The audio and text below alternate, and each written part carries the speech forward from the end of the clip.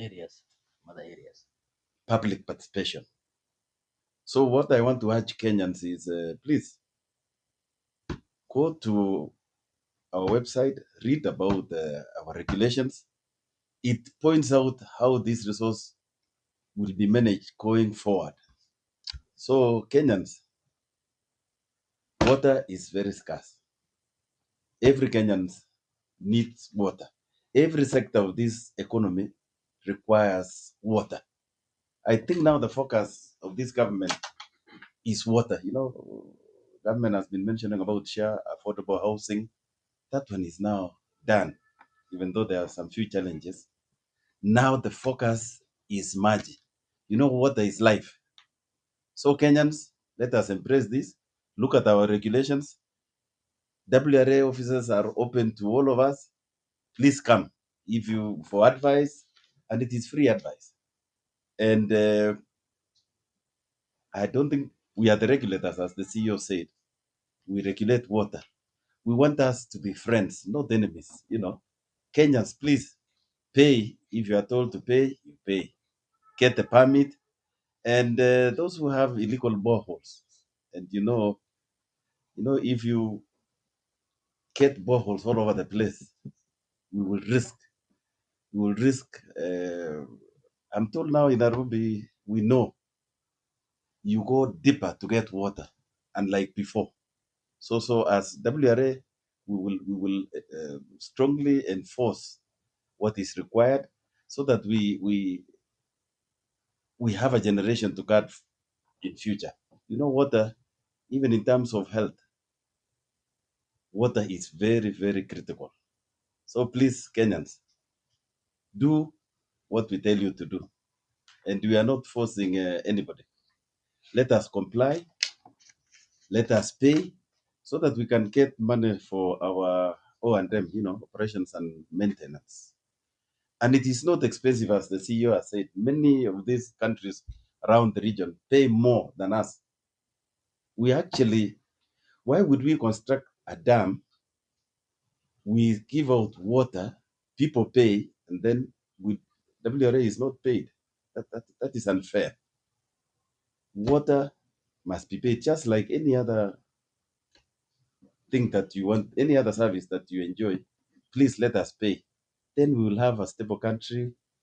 Conflicts, we will avoid water use conflicts. Many people, that will be the next frontier for fighting. Water is very critical. Let us follow the law, and we avoid those conflicts going forward. No, before you do that, just to add what the chairman has said, Chairman, I forgot to talk about data, water resources data. It is the only where you can get water resources data is WRA. We normally monitor all the water points, whether it's a river, whether it's a groundwater, a borehole, or wherever we monitor. If anybody wants to do any, for example, the road works, if anybody, any citizen wants to do any project in this country, normally it's WRA who provides water. We can even give you a data up to 2019, 900, 1,900. We have a lot of data. It's very important. And that's why Kenya now we have what we call data sharing law. I think our data cannot be used like everybody. We have a commission and we are very strict on this. It's not only Kenya.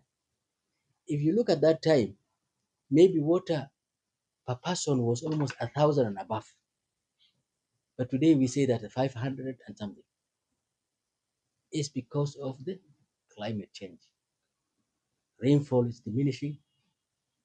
The forest also, the catchments are being encroached. It's also human, not only climate change. Human activity is also part of that. So because of all those activities, human activities, and the climate change, water resources in this country have diminished. That's why I said the Ministry of Water now is doing mega dams just to increase our storage. Even the groundwater, the chairman said, in Nairobi, it used to be 100, 150. We used to stack water around 100, 150. But today you go some areas up to 400 meters. Why? Because the water table is going down. Because also, don't rule out also the population increase. Population is also increasing. Obstruction is also increasing.